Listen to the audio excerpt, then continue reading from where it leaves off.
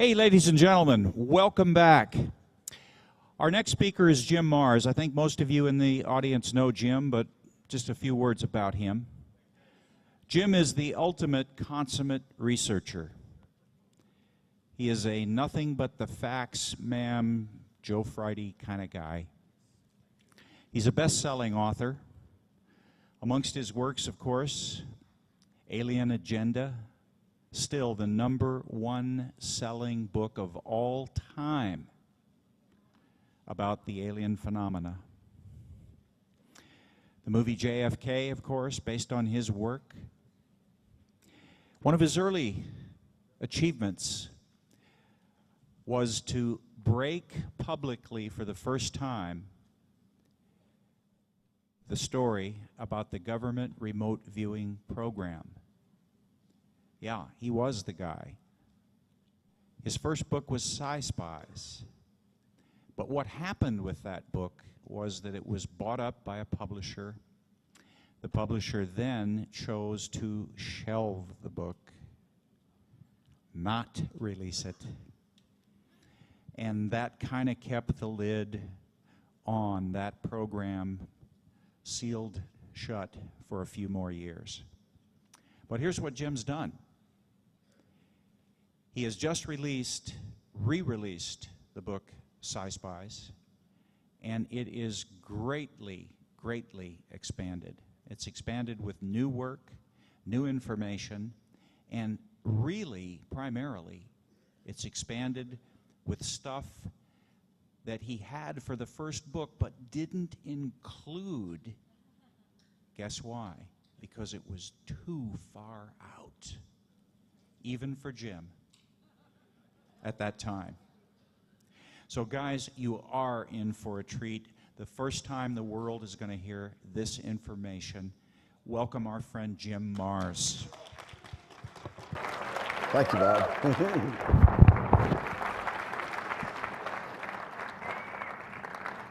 Well, I'm blinded here. Is there anybody out there? Yes. All right. This is great. All right, before I launch into my presentation, I want to share a little bit of news with you all that I think you'll find hopeful and gratifying. A lot of you, we've been here off and on for a number of years, and I know that each and every one of you has faced the snickers and the ridicule of your friends, neighbors, friends, and/or family. And so I want to tell you something that I think is quite encouraging. Now, I'm not going to tell you that we've turned the corner on UFO disclosure, but I want to tell you that from what I understand, I think we are at the corner. According to some sources I have that are pretty well piped in, have proven reliable in the past, some of you may have heard about the meeting that was held at the United Nations last week. The reason this information has slipped out is because it's been authorized to slip out. Apparently there has been a decision made up at the upper echelons at the level of MJ-12 or whatever they might want to call themselves, something of that equivalent, that it is time to start releasing credible information as to the reality of UFOs and their occupants. Now, I don't believe this decision has been made entirely voluntarily because what we have is like the O'Hare Airport incident. This year we've started right off with the incredible sightings in the Stephenville area, which is only about 65 miles southwest of where I live. Kept going out on my porch and looking for that mile-long craft, but I never saw anything. But so I think the decision was been forced on them. They were meeting with representatives of other nations. Russia particularly is upset and getting paranoid. Gee, I can't imagine why, just because Bush is trying to ring them with missiles. And we were briefing other countries to prepare their populations for the reality of UFOs. generally the discussion went along the lines of, well, we think that most people will be okay with this. The problems are going to be in fundamentalist Muslim countries and in some fundamentalist Christian countries. The Catholic Church, of course, has already been conditioning their people. You have Father Balducci, who has said, yes, there are people on other worlds, and they are God's creations, just like us. So I think that you're going to see increasing sightings, increasing reports, and we already are beginning to see a turnaround in the perception of not only the public, but the media. The surprising thing to me about the Stephenville sightings was not that they saw a UFO. People have been seeing UFOs since time immemorial. And not the fact that the Air Force changed stories in midstream. First they said they had no planes in the area, and then 2 weeks later, after all these witnesses kept coming forward, they backed up and said, we made a mistake. Let's set the record straight. We had 10 F-16s flying in the area. They never said that's what the people saw, but of course that's the inference they left. That in itself is really wild because, let me tell you something, it takes a lot of bucks to fuel and to man and to fly an F-16 fighter, and I've never seen more than 2 at a time. The idea that there were 10 F-16s up there just does not ring true to me. I don't think you're going to see 10 F-16s in the air short of World War III. But they did have to explain that there were planes in the air because too many witnesses had seen F-16s chasing this huge object that was estimated to be maybe a mile in length and a half a mile wide. One of the speakers yesterday said a flying Walmart or a flying aircraft carrier. It's amazing to think what kind of power source you have to get something of that size in the air. No, none of that was surprising. The surprising thing was the response and reaction of the public and even the news media. They just weren't buying it, this idea of F-16s. In fact, in the Dallas Morning News, one of the most arch-conservative papers in this whole country, there was an opinion piece, and they're saying, well, why is the Air Force changing their story? Something's fishy here. What are they trying to cover up?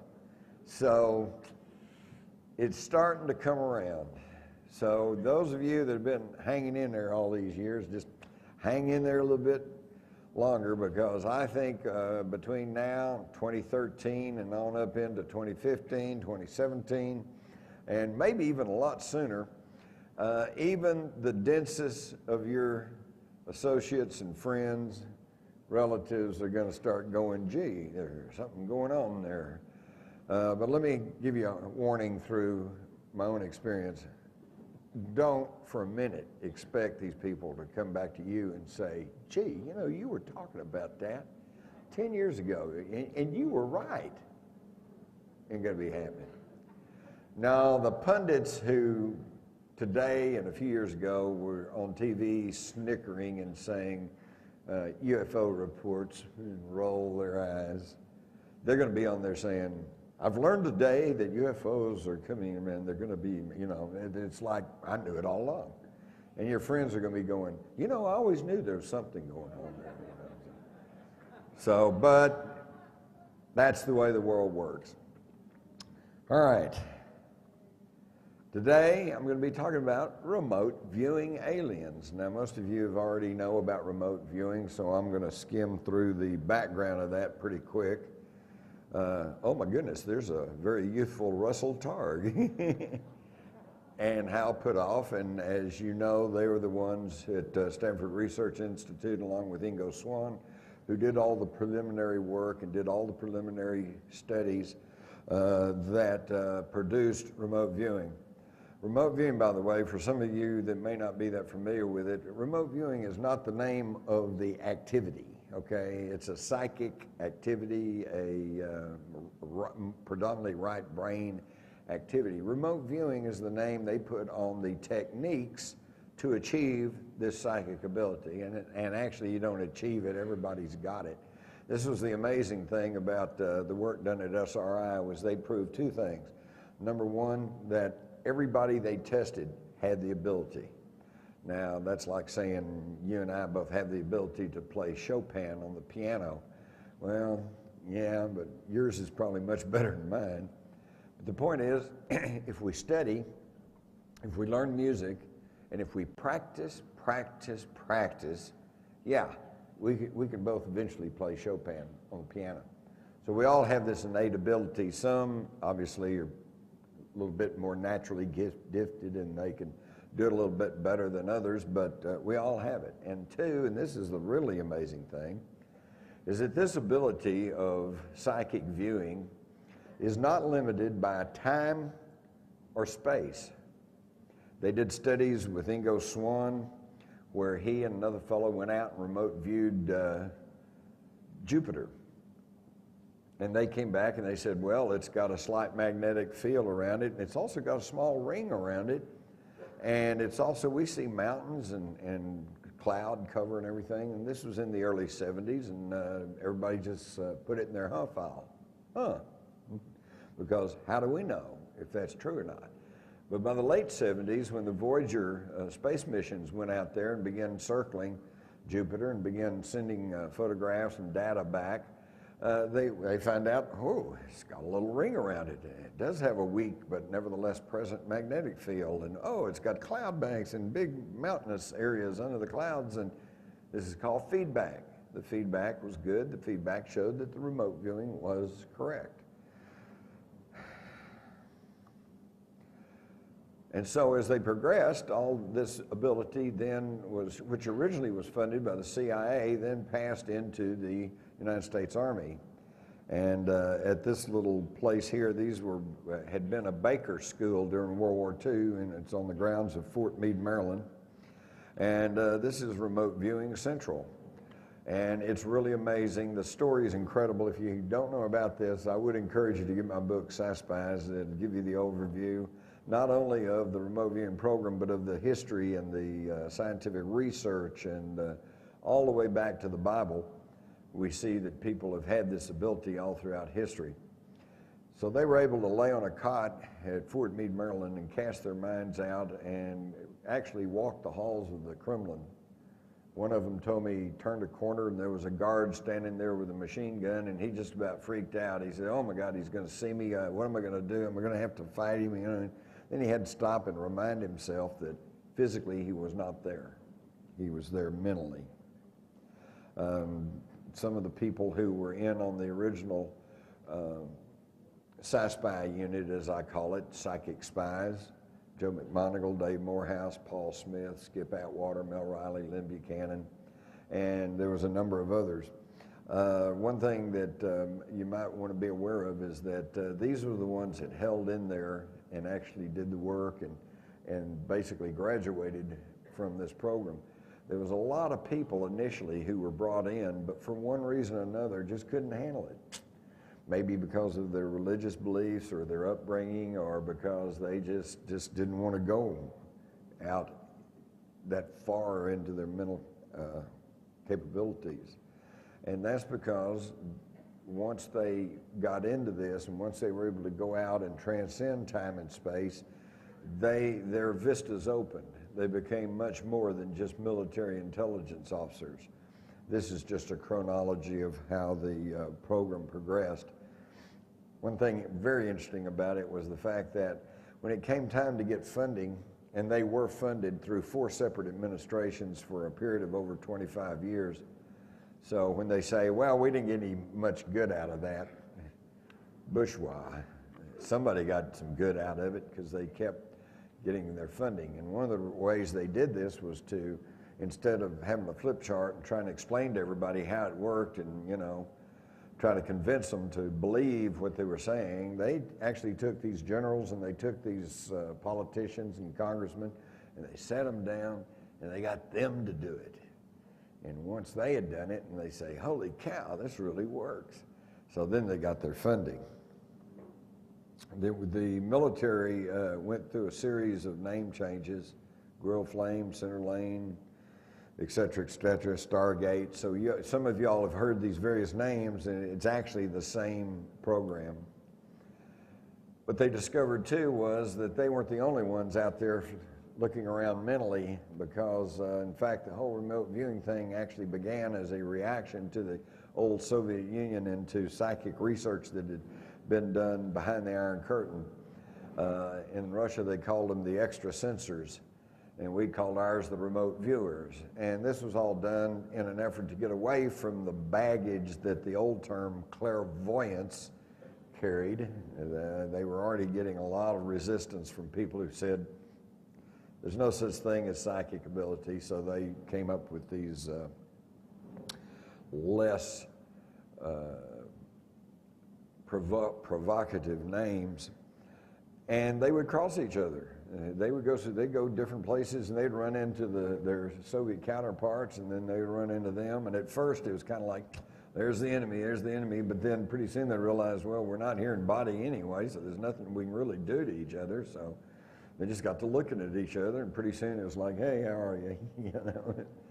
Anybody remember the old Warner Brothers cartoon where at the very beginning, the sheepdog and the wolf or the fox, and hey Bob, hey Fred, ching, and hit the time clock, you know, and then they go and start chasing each other. It was something along like that. But we also know that there was another weirder, stranger aspect to remote viewing. To the best of my knowledge, none of the military remote viewers were ever officially tasked to go look at UFOs. And that makes sense, because how could the government, who for 60 years maintains there is no such thing, turn around and tell their highly experienced and trained remote viewers, go look at UFOs? Can't do that. But they would have them go look at other things, and on the way, they'd come across UFOs. If they were tasked to go into the upper atmosphere, look for high-flying, high-performance aircraft, and they go up there and they take a look at it, and as one of them told me, he said, well, I took a look, and he said, but it wasn't the Russians, and he said, it wasn't even us. Said, those guys were not from the neighborhood. Now, this is something you might want to keep in mind. Every single military-trained remote viewer at one time or another had firsthand direct knowledge of the reality of UFOs and non-human intelligences. Now, some of them today will talk quite readily about that. Some of them will only talk hesitantly about that, and some of them won't talk at all about that. But they all had this experience. And I think this is another reason why they wanted to keep the lid on the story of remote viewing. Not that they didn't care that we knew that they could do this remote viewing, but for the fact that it would lend even more credibility to the reality of UFOs. They also discovered other strange things. For example, in 1993, when the Titan IV rocket lifted off with a military payload, it just got to about 110,000 feet and then blew up. And they tried to blame it on a rocket motor segment malfunction, and yet Colonel Frank Sterling, who headed the project, said that an unidentified object apparently struck the Titan at an altitude of 110,000 feet. Well, what kind of unidentified object? Well, one of the remote viewers took a look at it, and others did, and they described it as a buckyball. A Bucky named after Buckminster Fuller and his geodesic dome houses, because this was a multifaceted object about the size of a hand grenade with a mirror-like surface, metallic, silver gray, multifaceted, very hard, crystalline structure. And they saw several of these floating around up in orbit. And if we put up a communication satellite or a space shuttle, well, then they just floated there and everything came off all right. But just as soon as we tried to put up a military payload, these things, one of them would drop out of orbit, come down, hit it, and just blow it apart. And then you get a little bitty story buried back in the back of the newspaper that said, well, the launch they sent up last Tuesday, they lost it. Lost it? Come on, you don't lose anything up in orbit. There's something like 12,000 pieces of space junk floating around up there, including a screwdriver that was dropped by a Soviet cosmonaut, and that we know every single piece of that. So how can you say they lost something? Well, they were taken out, And this, of course, has given rise to the theory that we are in quarantine. And judging from the headlines, maybe that's appropriate. Certainly, I don't know if I'd want to go visit a world that is any more violent than ours. But so it even gets stranger. They begin to take it upon themselves to go look at esoteric targets, UFOs, if you will. Pat Price, a former police detective, was one of the early people to sign on. And he apparently was one of the best natural psychics that they came up with. One day he came in and said, hey, I was at home, nothing else to do. I did a little remote viewing study, and I found 4 alien bases on the Earth. And they're all under mountains.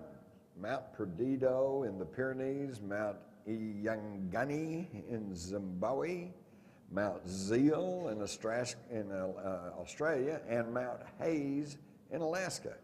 Well, the people in the unit scratched their heads and said, well, that's nice. They filed it away. How do we know if that's true or not? That's just a story. But then, a few years later, and Pat Price had died, and Skip Atwater had taken over as the executive officer of the unit, and one of his assignments was to task these remote viewers occasionally with exotic targets. And he happened to remember Pat Price's study, so he dug it out of the files, and he had several of these viewers go, and of course they were not told where they were supposed to go look, but they were given the coordinates that represented these 4 alien bases on the Earth. And lo and behold, they all came back and said, wow, we found a base and there's non-humans working there. And they're under these mountains. And they even got even further explanation. The base in the Pyrenees was like the train station. As they came and they went out of there. Okay, and this is really interesting because when I was in southern France, there was a big mountain that kind of sticks out all by itself before you really get into the mountains of the Pyrenees, and it's called P.S.I. And the sky would be perfectly blue and clear, and everything was nice, except there's always a cloud hanging over this mountain, you know. And I asked this professor that I was with, I said, who lived over there and had been studying in that area for some time, I said, why is there always a cloud hanging over that mountain? And he said very nonchalantly, oh, well, that's where the ships go in and out. Oh, okay. So that is just where they come and go. The base in Zimbabwe is a maintenance facility. That's where they go for repairs and, I don't know, get their batteries charged, whatever it is they're doing. The base in Australia is a R&R base. They saw several different types of ETs there, all having a good time and relaxing. And of course, I've got a picture of the Star Wars bar. Everybody's having a good time. And then under Mount Hayes in Alaska is a geophysical monitoring station where they track the weather and pollution and whatever's happening on this planet. Now, what's amazing to me about this story is not so much the story, it's just a story, although, as Skip Atwater said, when these other viewers went and looked at the same thing and got the same information, then he said that confirms that these bases exist on the Earth. But to me, that wasn't the amazing thing. The amazing thing was that he actually got up and said that in front of a group in Laughlin. I think it was one of these UFO conferences. And there was a huge crowd, just like you folks sitting out there.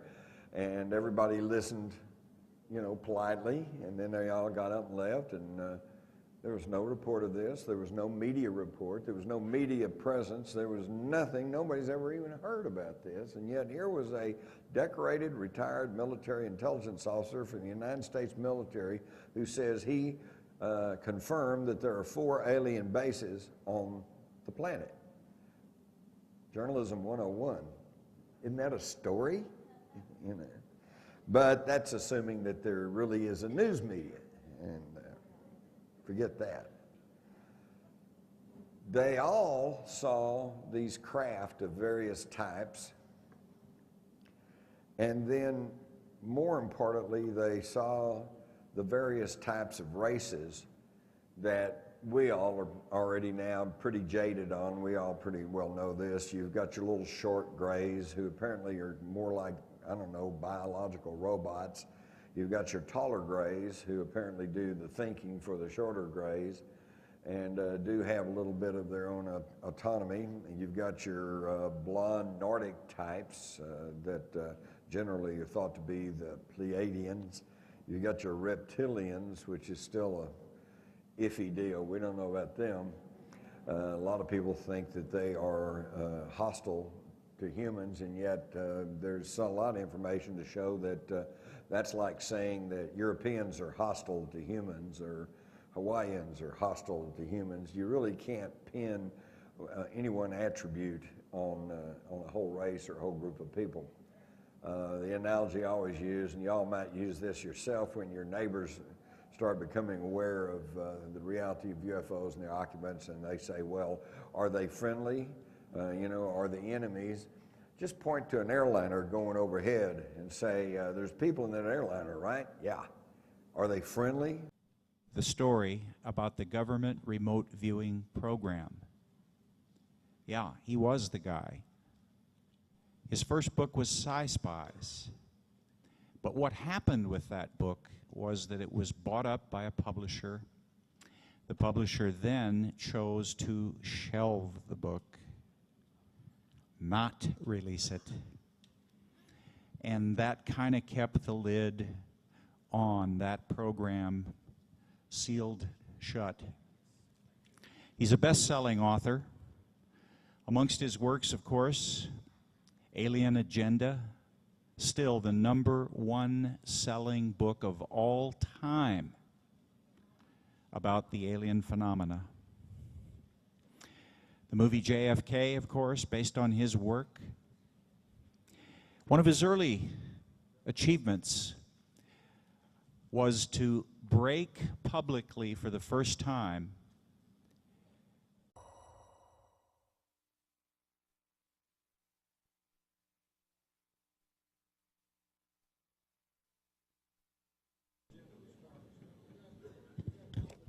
Hey, ladies and gentlemen, welcome back. Our next speaker is Jim Marrs. I think most of you in the audience know Jim, but just a few words about him. Jim is the ultimate consummate researcher. He is a nothing but the facts, ma'am, Joe Friday kind of guy for a few more years. But here's what Jim's done. He has just re-released the book Spies, and it is greatly expanded. It's expanded with new work, new information, and really, primarily, it's expanded with stuff that he had for the first book but didn't include. Guess why? Because it was too far out, even for Jim at that time. So guys, you are in for a treat. The first time the world is going to hear this information. Welcome our friend Jim Marrs. Thank you, Bob.